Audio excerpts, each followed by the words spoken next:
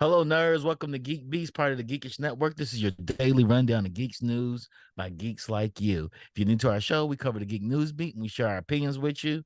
I'm your host, Chuck, and with me I got Randy. Yo, what's up, GeekBeast? Chuck, what are we talking about tonight? We're talking about Lucasfilm ILM to close the visual effects and animation facility in Singapore. And for people that don't know, the Disney-owned Lucasfilm Industrial Light and Magic Singapore studio, which employs more than 300 people, is shutting down. But it gave us timeless classics like Star Wars, The Clone Wars. So it gave us all the Clone Wars, all the delicious, thick lore of Star Wars, and some true to life, really good lightsaber battles. But Disney has determined it's not worth to keep open. So it's a purely financial reason why they are shutting it down. I can't think of another reason, Randy. That's why we're in a recession. That's why Disney's falling to pieces.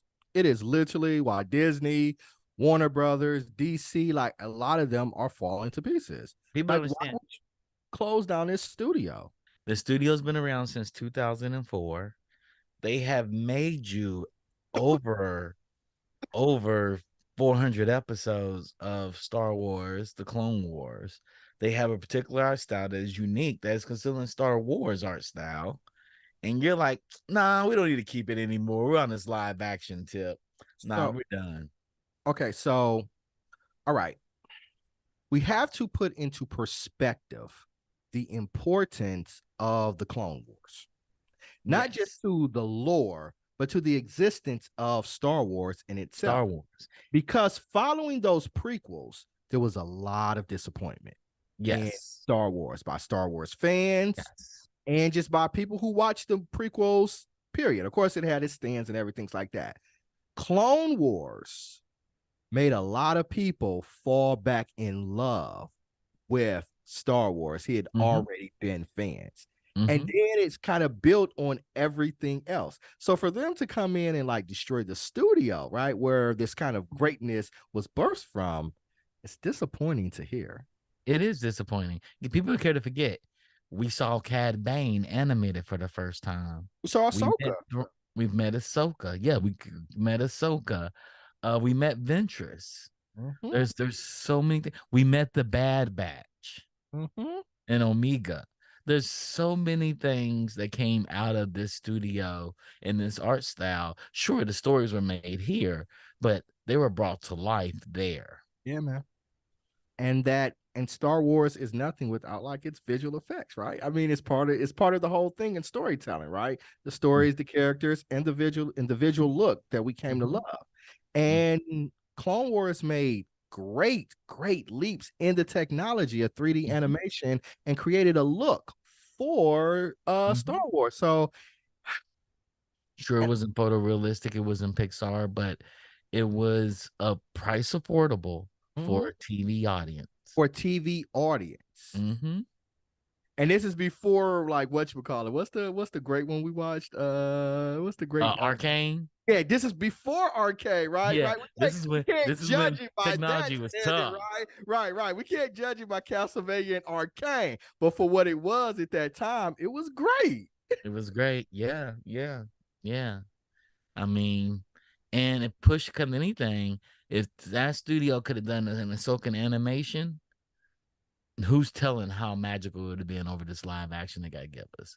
Because live action plays by live action rules. We're gonna have Ahsoka walking around and not jumping 2 stories down on something.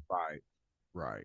And if you know anything, if anybody knows anything about Ahsoka will make a 2-story jump. She's like, I'm jumping. Ooh. with both swords out. Both swords out. And won't even think twice about it. Won't think twice about it. May pull down somebody with her. Yeah. Even Anakin, you know, a guy who's not known for being cautious was like, Snips, come on, nah. Be a little bit more safer, right? Yeah, you need to be safer. Yeah, Snips, come on. Yeah, that's what he would do. Like people don't understand Anakin was considered the wild and powerful Jedi, and they assigned him a wild and powerful apprentice, who was wilder than him. And it's like you can about that life. Yoda and Obi-Wan laughing, like, okay, we got something for you. You know, all the trouble you done gave us. Here you go. Here you go. Here you go. But back to the studio. The closure would be a blow to Singapore's ambitions to become an Asian or global hub for entertainment industry. While Singapore has attracted a significant cluster of regional head office functions from major U.S. media groups, including Disney, initiatives to create a pole for film financing and major productions have withered. In many ways, it has been eclipsed by the growth of industries elsewhere in Asia, especially in India, China, and South Korea. So understand, Singapore is an expensive island. It's known. You know, it was founded by wealthy people that got wealthy real fast. So it's known. But there still have people there that are normal, trying to build a life there. And this studio was one of those places for them. And what's going to end up happening is we're going to see this Singaporean talent end up leaving Singapore or create other studios that work with the Korean studios and the Chinese studios with the easier working relationship. Because first of all, they don't have the language barrier. Second of all, they're also closer being in Asia Pacific. So maybe the closure of this will take the leads that were at these studios and they just spur up more studios. It's like you see one big corporation crumble, you see a bunch of small businesses try to make a rush for it. We'll see. Okay. But the loser of this really is Lucasfilms. I think so, man. Loser, this is really Lucasfilms. Yeah. I wonder how people at Lucasfilms feel about it. I'm imagining they're pretty upset. Right. I'm imagining they're upset, and it's nothing that they could do about it, right? You know, this probably came down as a cost-cutting initiative, and a decision was made, and it's like what the hell are they doing here? So we'll see. Okay. Next story's kind of nerdy, really nerdy. The Linus Tech Tips pauses. That's a company, Linus Tech. Tech Tips pauses production as controversy swirls. Sebastian Linus Media Group YouTube empire is currently in crisis with the accusations of theft, lapse of ethics, and most recently allegations of sexual harassment. So Linus Tech Tips is a really big YouTube channel. And people come in for like all kinds of IT support and all kinds of nerdy stuff about new technology and emerging tech, whatnot. And yeah, the company is currently paused all production. So they're no longer streaming or doing any of their shows to improve its review processes. And the CEO, Taryn Tong, tells The Verge an outside investigator would be hired to examine the harassment allegations. The controversy started earlier this week when Gamers Nexus posted a video outlining a number of factual errors and ethic concerns in recent Linus Tech Tips videos. We've been seeing an alarming amount of conflict from Linus Tech Tips as it relates to their corporate connections, their flow of money, and the potential bias as the results of those things. Alert's biggest concern was around a GPU cooling block made by Billet Labs. According to the Gamer Nexus, Linus Tech Tips reviewed a copper cooling block from Billet Labs on the wrong GPU, then auctioned it off at a recent fan event without the company's permission. Oh, that's intense. You can't have wrong architecture or wrong product and know it's rare, then auction it off. Yeah. Sounds like there's a lot of bad shit going on here. And yeah, somebody's gonna be in trouble. And that's not all of it, Randy. Last night at approximately 2 a.m., a former employee, Madison Reeves, posted a thread on X. I hate that name. The platform formerly known as Twitter, accusing Linus Media Group of cultivating a toxic work environment, encouraging a work culture that was detrimental to her health, as well as sexual harassment directed at her by Linus Media Group employees. And unfortunately, that seems to be like a theme in a lot of kind of tech space. Companies, just Yeah, corporate America, corporate but America. it's really I big. think it runs Covered in rampant tech. though. Yeah, in tech, I think it just runs so rampant. Like Yeah, it's some madman type shit going on like in plain sight at a lot of these tech companies. that is And it true. goes on, and that's what you like. They got away with that, like really, Yeah, like even yeah, try to hide it, and it's like, yeah. nah, we put it No, out here. It's like, oh, no. dang, that's They're like messed up. they're like teenage boys that got popular. Yeah, like what was the No, company where in they one of turned the on rooms? Drake and was like, "Yeah, I'm gonna live my life on Yeah, this." like what was it? The room a girl walked in. She said they had pictures of like Bill Cosby and Harvey Weinstein, like all these people, like on the Uh, wall. Is like they were In a celebrating hotel them. room. Yeah, in a hotel room, they were celebrating them as heroes. It's like, really? Like they really did that? Mm-hmm. It's Mm-hmm. fucked up, man. That's Girl all. commit. There have been women and men commit suicide because of sexual allegations at companies. Yeah, and then like if you were a whistleblower or anything, that they were ruining your career, your reputation, Yep. blasting you online. It's this Yep. terrible, toxic environment. Like, They were in cahoots with the HRs and Mhm. said it's wild. It's wild. Well, Uh, HR is not for the company. It's not for it's people. It's for the not for the company. people, it's for the No, company. it's Yeah. for the company anyway. We're Yeah, gonna go but to some that's happier news. yeah, terrible. So shut them down if they out there doing shit like that. Shut them Yeah. down. Yeah. Yeah. Fuck them. Yeah. It's so funny here. The company say we're gonna hire an outside investigator to do an investigation. No, the ex-employees in a federal a federal branch of our government should put an Yeah, investigator in here to check. because if you hire somebody, that means they work for you. Exactly, man. It's funny how those things work. Well, Rockstar just made a big investment in Grand Theft Auto role-playing scene. Rockstar Games announced on Friday that it has acquired CFX.RE, the team behind Grand Theft Auto Mod 5M and Red Dead Redemption 2 mod Red M, two popular mods that power custom multiplayer, robust role-playing experiences on their games. So their games don't have role-playing. They're not known as role-playing games. They're Hmm. open world action games or action adventure games, what you gonna call them. And they bought the company that makes modifications to their game to make them role-playing games. As noted in Polygon's 2018 feature, The Life of Grand Theft Auto Role-Playing, 5M lets players be anyone and do anything, so as long as they obey a series of guidelines called the Federal Law Rules, designed to protect the RP. Okay. We're So conditioning, yeah.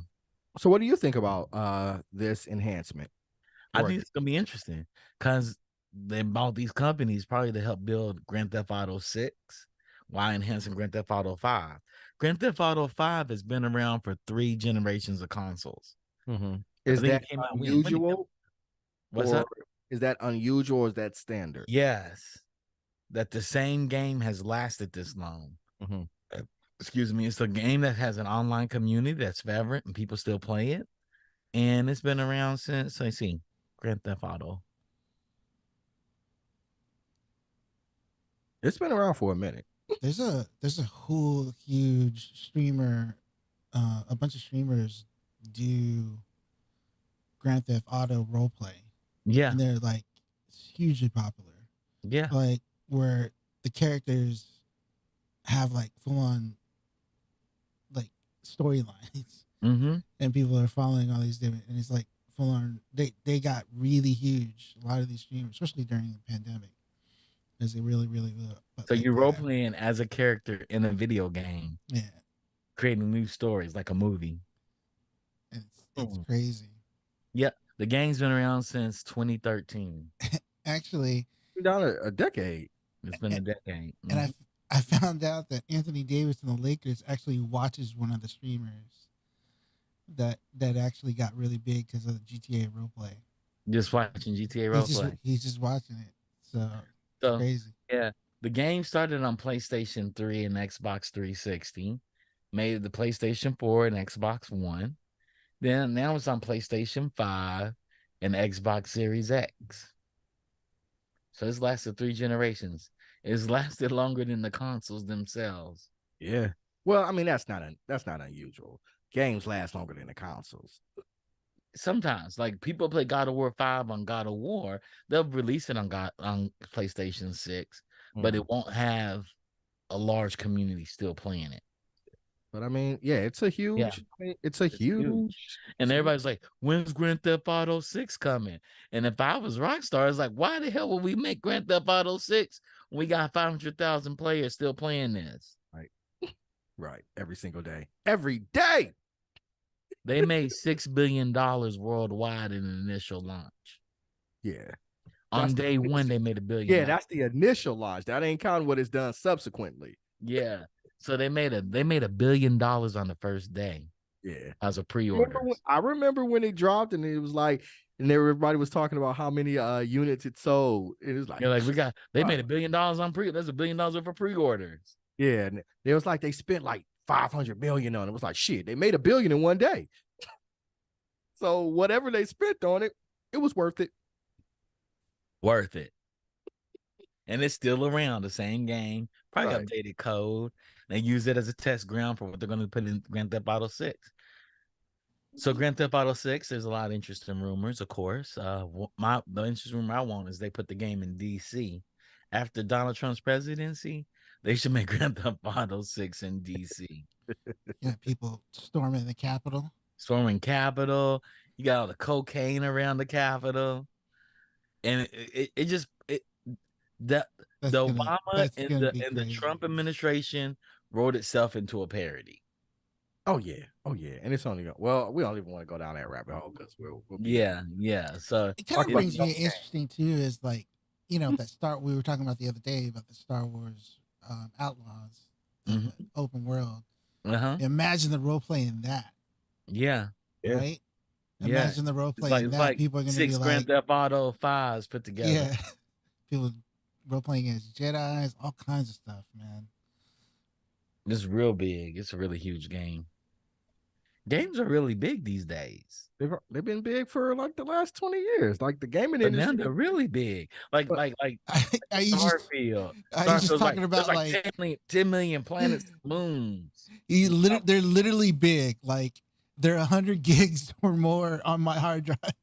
Just one game. Just one game. 100 like Destiny 2. I actually had to uninstall it because it was just taking. I stopped playing it, but also it's like, dude, it was taking over 100 gigs or more. Probably on my hard drive. Dude. So that's just one game. It's one game. I was talking about monetarily. Like I even remember that too, but yeah. I remember living still in Lexington. I read an article was talking about the growth of the gaming industry, and like the gaming industry made more than MLB, NFL, and NBA combined together. Like together. Yeah. And like it was like bigger than the movie business, right? It was just like so games been big, and it's just they're just continuing to grow. Yeah. Been bigger than the movie industry since the 80s. People can't know that, but yeah. So it's just like, and it's just growing. People just love this. People hate the real world and want to go into the fake one. But they're estimating that Starfield is roughly about 125 to 140 gigabytes. Yeah, that's a lot of game. A lot. Like Rodney said, that's a lot of game. Just one game. Yep. So I get it. How many planets are in Starfield? They actually answer that question. Cause it's I think it's like a couple of thousand planets you can travel to. I said that's crazy. That's Strange New Worlds. You go to a planet. I just looked it up. It's out. It's coming out like you can download it tonight, tomorrow. September 6th. Yep. You can download it. Crap. Yep. People have been waiting for this game for man, I know it. I know it. This is my second Bethesda game. I didn't buy Skyrim. I haven't bought an Elder Scrolls game before. I own them, but I didn't buy them when they launched. I bought Fallout 3 when it came out, and it took, like I said, I tell everybody, it took me 2 hours to get out the vault when I finally got the vault, which takes the average person like 20, 30 minutes. I got on like 2 hours because I want to go in every nook and cranny. You try to get out everything because I wasn't sure you can go back in the vault. Because my friend's like, once you get out of the vault, you can't really go back in it. I'm like, okay, I gotta make sure I go through everything because there could be hidden things anywhere. Went to Mega Town, talked to everybody. Hey, unlocked all the missions. There's this big red button that says, you hit me, and I blow up the whole entire town. I'm thinking I just got like 25, 26 missions. There's no way they're gonna let this happen. Hit the button, and it's like the town was about to blow up. I got out and it blew up. I watched all those missions disappear because all those people are dead. And I was like, what do I do after that? They're like, do anything you want to do. I have no idea what to do now. I have no idea. They're like, walk around until something happens. That doesn't help me at all. People love those games though. I just need a game that tells me what to do. Like, go here. Go here. Matter of fact, I'm gonna help you get there because your dumb ass is not gonna get there.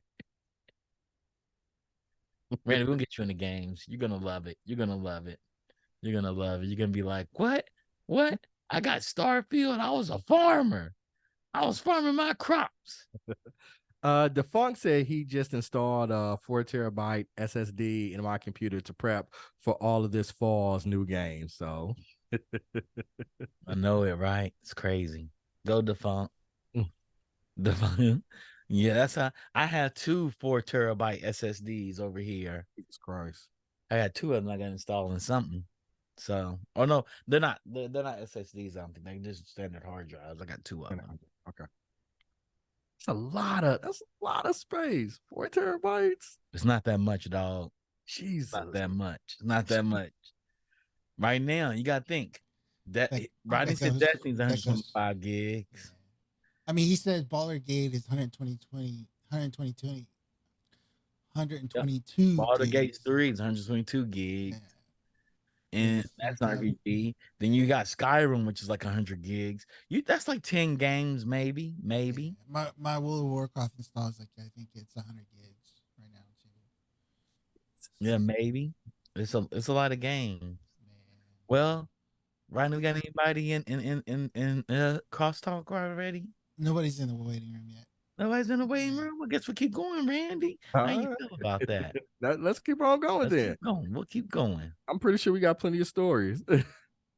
So Xbox adds a new strike system to help give bad gamers the boot. So this has always been a problem. Gamers are assholes. So they created a new strike system, I guess. Xbox will be cracking down on its community standards by rolling out an 8-strike policy that should help curb abusive behavior while educating players about their own rap sheets. One strike will remain on the user's account for 6 months and will block access to certain Xbox social features like messaging, multiplayer, and party chat for a length of time, depending on the severity of the infraction. Today, every Xbox user will begin with 0 strikes in this new system, and once a user reaches 8 strikes, they are suspended from the social features for a year. Is 8 strikes sufficient? Like that seemed like a lot of latitude. That's a lot of strikes. Yeah, that's what I was thinking. I was like, a lot, like 8. 8, yeah. And is it? And I wonder, like, it's within a year? So like so basically, like every other month you can have a strike. Mm-hmm. Just set your anger management up properly. Yeah, just set it right. Just set it up. Like until it renews. And I wonder, like, if it's for a year, does it drop off? Does one drop off when you reach that point the next year, or do you just get a point where it starts all the way? All drop off. Yeah. So I was like, I don't know. I think 8 sounds like really a lot of latitude.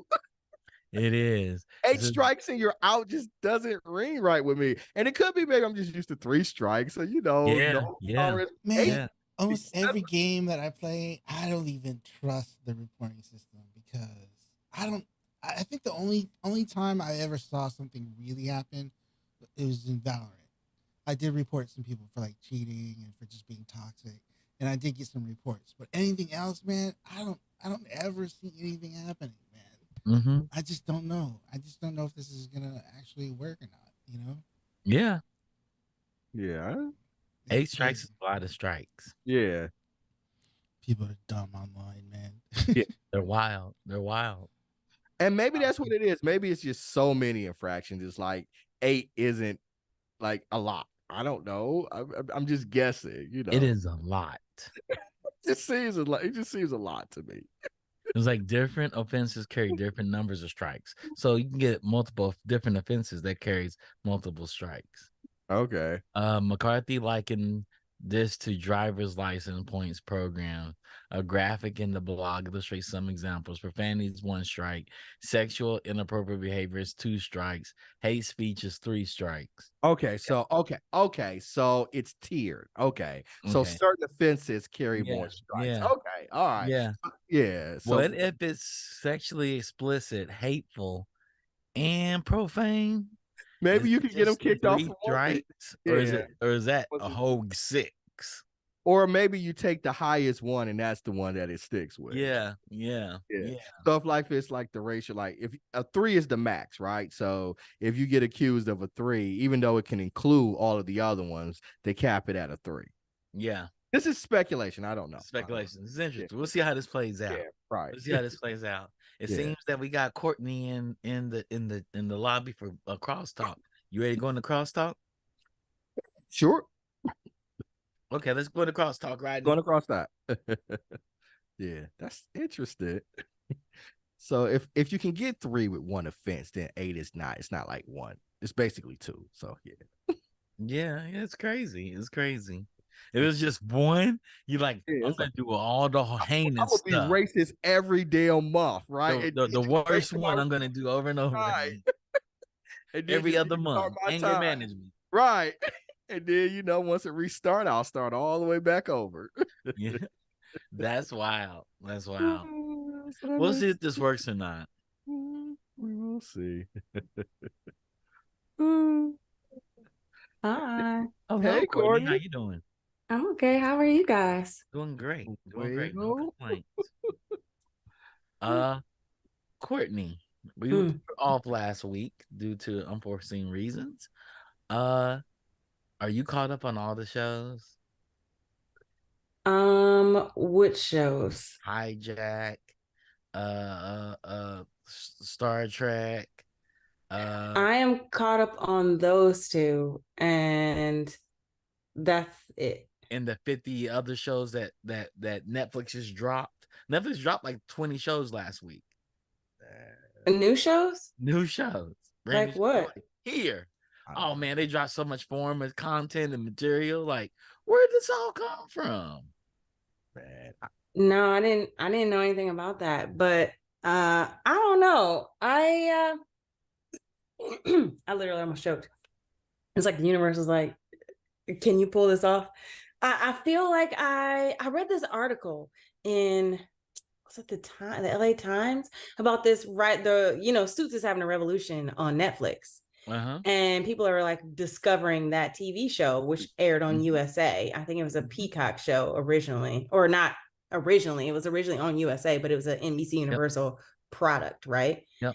And so one of the writers said when it originally came out for residual, for like re-release in 2016, her residual checks were like $12,456.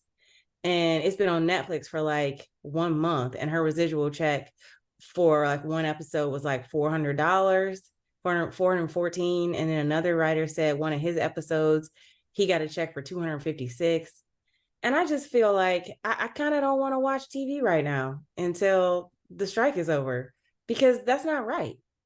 Yeah, like, I mean, just for me, like I'm thinking I'm gonna catch up on books. Like I've watched those 2 shows that you talked about, Hijack and Star Trek, Strange New Worlds, and then I think I might be on hiatus. That's fair. That's fair. I said that. That's fair. Yeah. I mean, Yeah, as an actor anyway. So yeah, because they're not gonna go back. They like, we got these contracts in place. Y'all yeah, no, they're going forward. Yeah, but going not forward. back. Correct. Maybe we'll see what they do. Yeah. We'll see what they do. Yeah. It's gonna be interesting. Just FYI, we stand in solidarity with the actors and the writers out We there. do stand in solidarity with the actors. Yeah. So, and if the visual effects guild goes up, they're going to immediately strike. well, they're If they starting get with that Marvel, union, right? they're trying to get the union together. With Marvel. With the That Marvel union VFX. gets Yeah, the together, they're VFX going with to Marvel. immediately strike. Do you It's going to be think? like, what's up? No, go ahead. I said the union gets together on Wednesday. By Wednesday midnight, they're striking. Right. So here's my question. Do you think that had anything to do with the VFX shutdown of Lucas Pictures in or a visual art studio in Singapore? No, it's Singapore's foreign, so Well, they probably treat that content differently. they said that was the studio that produced the Clone Wars, and I know they said they have others. They're trying to, move people to other, like the Sydney, Australia, to the London house, to the San Francisco house. I was just wondering, Yeah, your thoughts on it. I think they cut it down because they know they're not going to do any more Clone War like cartoons. Like there's not going to be another Star Wars Rebels. And they have all these other Disney studios. If you see Visions and Tales of the Jedi, that they can actually use, like Triggerfish, right? They're like, we shut down this expensive Singapore studio. We can get this African studio, and they can make all the stuff. They did a great job of Kazazimoto that we didn't promote at all. They didn't promote. They didn't promote at all, but it looks good. Yeah. I think that might have been a test. Like, this is a test. We don't care about promoting their properties.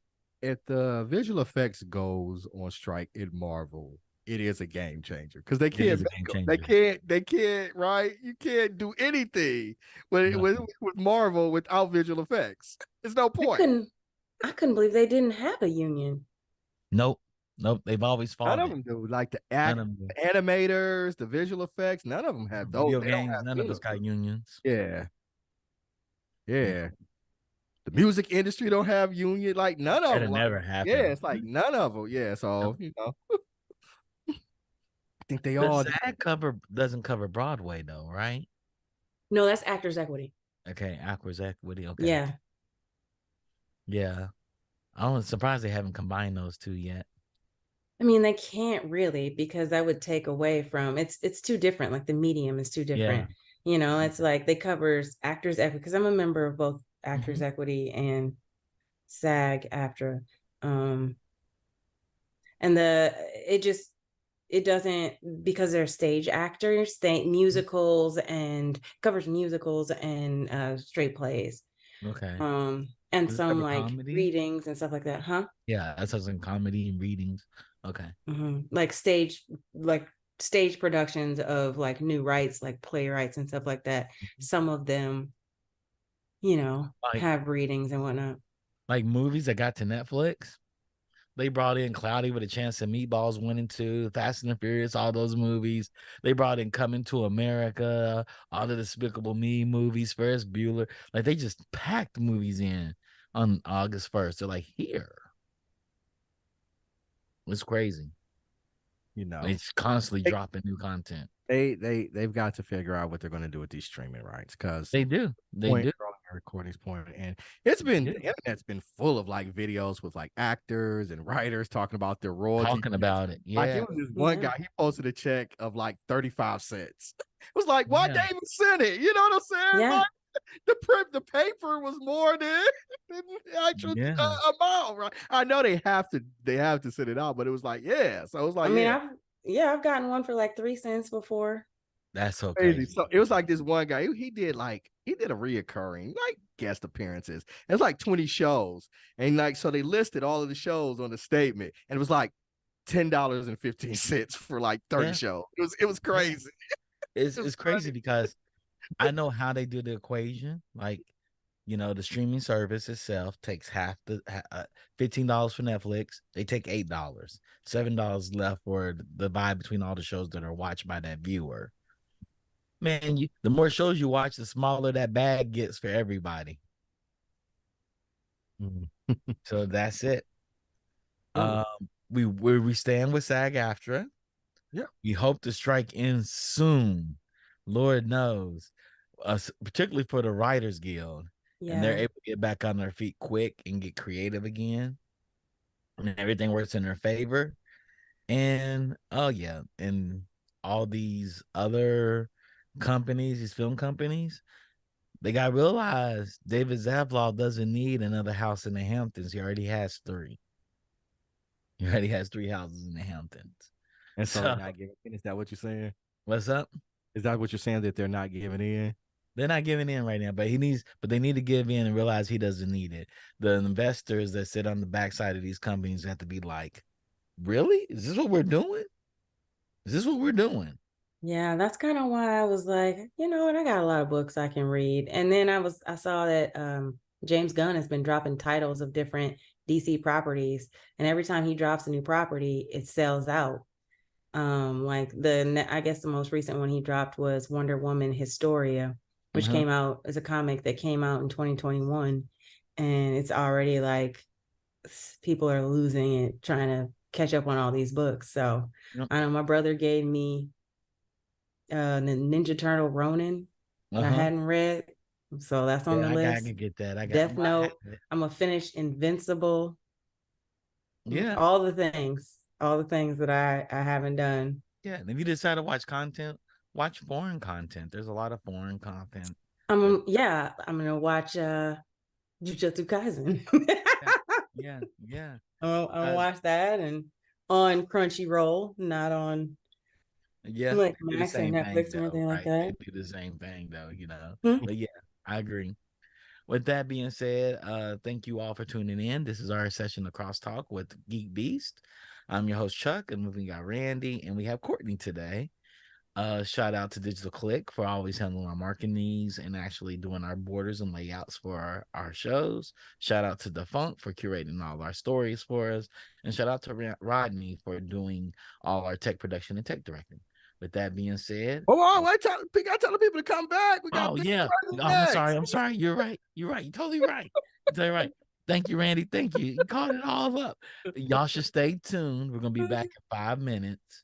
Hopefully in 5 minutes with Bingeworthy. What are we doing tonight on Bingeworthy, Randy? We're talking about Hijack. What is Hijack? Give the people a little taste. Just a little. Taste. I don't know. The Wire in space. I mean, on the airplane. I don't know. No, I'm just saying it because Idris Elba. I'm just saying Idris Elba's in it, man. I think it wants to be The Wire. I don't think it's The Wire on the airplane. I just said it because Idris Elba. I know it. That was magical, though. The Wire on the air, Wire in space sounds like a mother. That sounds like the Fast and the Furious. I want that. I want the Wire in space. Oh man, that's the new Star Trek. That's about to be the pitch. Trek. That's about to be a pitch somewhere. Hell yeah! Somebody's gonna watch this tape and they're like, The Wire in space. People, I'm like, yo, I can make that happen. I'm gonna do this Klingon show. They're like, what is it like? I said, The Wire in space. People are gonna be like, I mean, it's them in their battle with the Gorn. Oh man, that's what we really want to see. I agree with you, Randy. That sounds dope. We're gonna put that pitch together. Me and you. Wait a minute, I was here. And Courtney, you want to put that pitch together? You want to do Wire in space? We're gonna pitch that Star Trek show after the strike. What's up? And we're gonna pitch that after the strike. After the strike. I'm not in union. I can start the material. But he's not going to, because he eventually wants to be in the union. That's true. I'm not going to do the pitches. I'm helping you. I'm helping you. Cultivating the story. We stand with the actors and the writers. We do stand with the actors and we do stand with the writers. We do stand with the actors, stand with the writers. But man, that sounds like an amazing pitch. My brain just blew up. It was The Wire in space. I'm like, wow. We need that. I want that. But come back and find out what Hijack is and what our opinions are on it. Yep. With that being said, we'll see y'all in 5 minutes. That means around 8:20 Pacific Standard Time, 11:20 Eastern Standard Time. And if you're in somewhere in between, you figure out the math on your own. See y'all later. Peace. Peace.